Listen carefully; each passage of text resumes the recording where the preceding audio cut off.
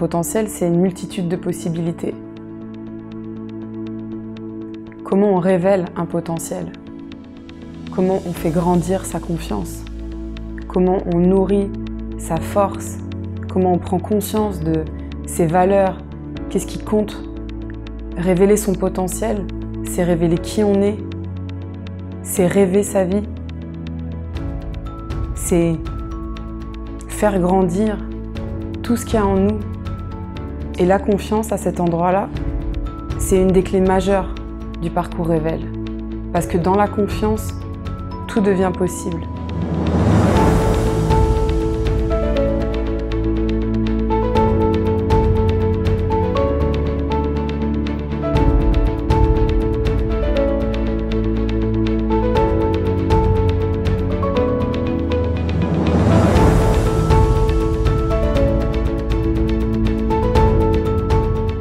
L'association Révèle est née d'un constat que j'ai fait moi sur le terrain quand j'étais formatrice, donc avant de créer l'association.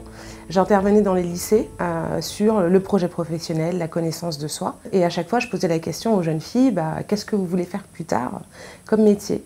Et automatiquement, j'avais le fameux top 3 des métiers, c'était assistante de direction, secrétaire ou puéricultrice. Je me suis rendu compte que les filles choisissaient des métiers qui étaient tout simplement présents dans leur environnement social et familial. Donc elles n'avaient pas accès à une diversité, à une pluralité de métiers. Et là, je me suis dit, tiens, qu'est-ce qui existe en France sur la question de l'orientation des filles? Est-ce qu'on prend en compte la question du genre dans les choix?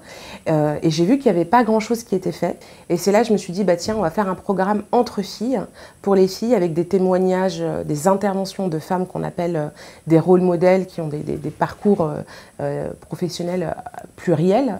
Et l'idée, c'était vraiment comment accompagner les jeunes filles à ouvrir le champ des possibles en matière d'orientation professionnelle, mais surtout à prendre confiance en elles et à oser passer à l'action.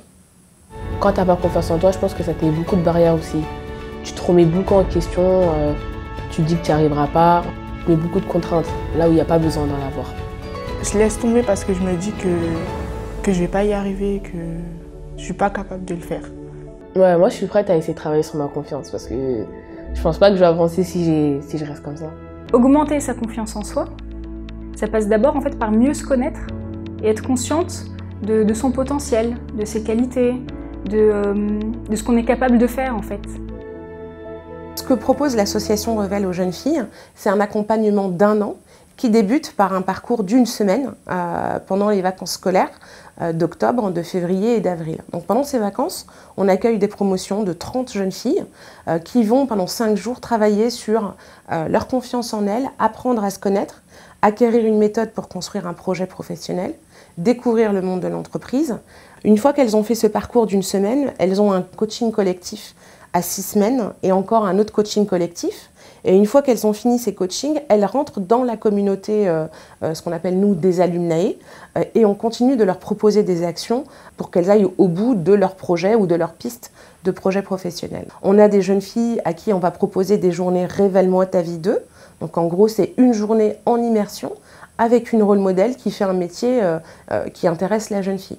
On va aussi les accompagner dans leur démarche, puisqu'elles ont accès à un réseau. On a notre réseau de rôle modèle où on a plus de 150 jeunes femmes.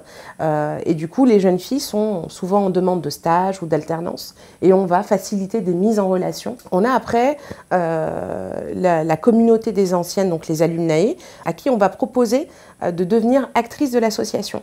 Donc on a des pôles d'engagement.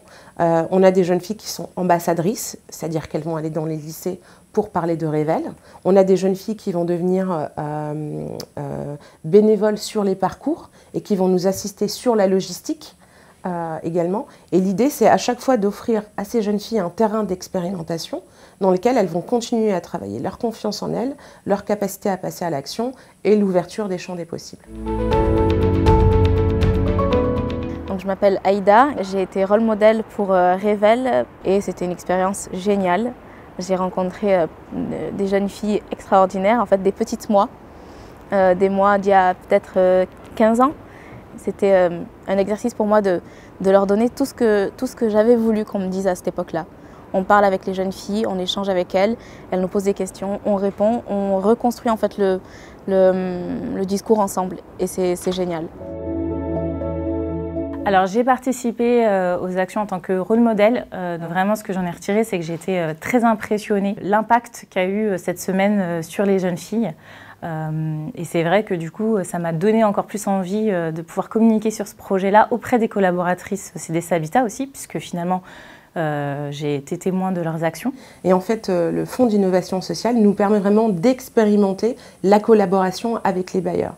Donc l'idée, c'est d'aller chercher des jeunes filles qui sont résidentes d'ICF et d'OSICA. Ils nous mettent en relation avec des acteurs, des associations du territoire. Donc nous, ça nous permet aussi d'avoir plus de prescripteurs et d'avoir un vrai maillage territorial dans les villes où ils sont implantés.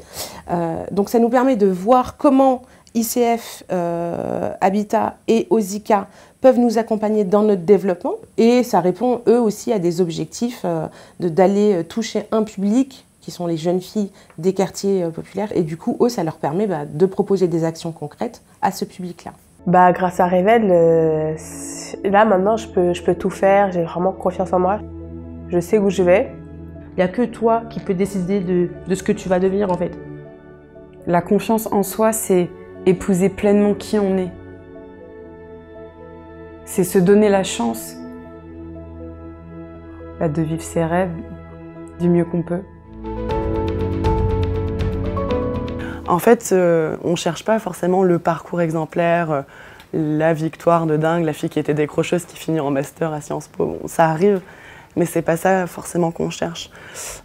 Moi, ce qui me plaît quand j'échange avec les prescripteurs sur ce qu'il y a après, c'est quand ils me disent voilà, il y a telle jeune fille, elle s'est ouverte, elle a d'autres idées, elle fait des démarches. Et c'est vraiment ça la victoire, de se dire ok, on a un impact sur ces jeunes filles qui s'ouvrent, qui vont un peu oser faire des démarches, oser entreprendre des choses, même si les résultats ne sont pas immédiats en termes d'insertion. Mais au moins de se dire qu'elles se sont saisies de la méthodologie, de la méthode Révèle, de ce qu'on propose, et qu'elles sont allées de l'avant, ça c'est vraiment une victoire. Et donc le FIS finance quelque part cette modélisation. On expérimente, on voit ce qui fonctionne, ce qui ne fonctionne pas. Et l'idée, c'est de sortir en décembre avec un guide en fait, de modélisation, de partenariat avec les bailleurs, entre Révèle et les bailleurs en général. Ce que font les bailleurs pour nous, c'est déjà, ils nous aident vraiment, c'est un réel soutien en fait sur la partie du maillage territorial, mais aussi l'implication des collaboratrices, car en fait elles accueillent des jeunes filles au sein de leur entreprise pour leur faire découvrir leur métier. Ça permet d'ouvrir un réel réseau professionnel à ces jeunes filles-là. En fait, ça fait plusieurs années qu'on a un partenariat avec l'association Révèle. On a décidé de travailler avec eux parce qu'elles s'occupaient spécifiquement des filles, notamment dans les quartiers populaires, et que ça avait un sens pour nous de faire communiquer les deux, et les jeunes filles des quartiers et les salariés de l'entreprise. Ça permet aussi, à travers la mobilisation des collaboratrices, de valoriser l'entreprise et de valoriser les collaborateurs qui sont parfois éloignés du terrain et de la réalité du terrain. Et c'est une façon finalement d'avoir cette approche et d'apporter quelque chose et de contribuer aussi au développement durable de nos quartiers. Le Fonds pour l'innovation sociale de la Fédération est un outil extrêmement important. D'abord, il traduit la volonté de la Fédération des ESH de s'inscrire pleinement dans ces politiques. Il est essentiel pour nous dans la discussion que nous avons avec les partenaires associatifs, avec les collectivités locales, car il démontre la volonté des bailleurs sociaux d'être des acteurs efficaces des politiques publiques de la ville. Nous sommes en interbailleur sur des sites où il n'y a aucune raison que quand nous partageons le même quartier, nous ne soyons pas ensemble. Nos locataires sont des habitants qui ne se soucient pas toujours trop du nom qu'il y a au-dessus du nom de leur résidence. Le nom du bailleur n'est pas leur premier souci, c'est le nom du quartier qui est leur premier souci. Et quand on habite un même quartier, on doit avoir, et on l'a, l'intelligence d'agir ensemble pour dégager la citoyenneté. Il n'y a pas de frontières à ce niveau-là, il n'y a que des synergies.